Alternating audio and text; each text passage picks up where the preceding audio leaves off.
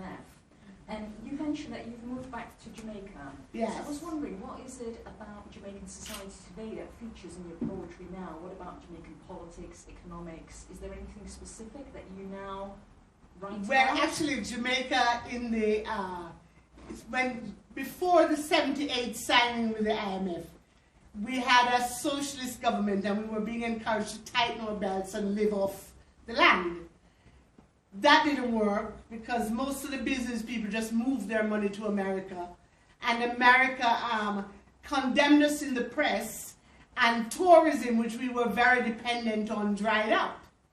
So in the 80s, we had, we were paying back the IMF loads of money, and all the no schools were built, no hospitals were built, there's no health care, nothing.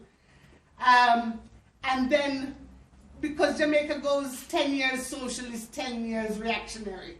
And the last few years they've been trying not to sign with the IMF. But just now they're in negotiations again with the IMF. And things are really bad economically. For example, it's 140 Jamaican dollars to £1. So things are really, really bad economically. And it's because we're still dependent on tourism.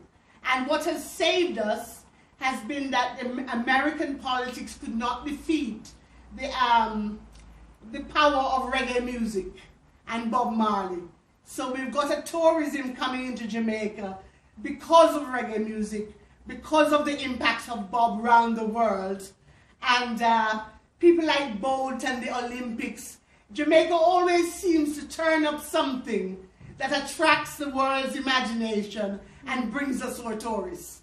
So we depend on tourism as our main. We don't produce anything, and that's what we live on.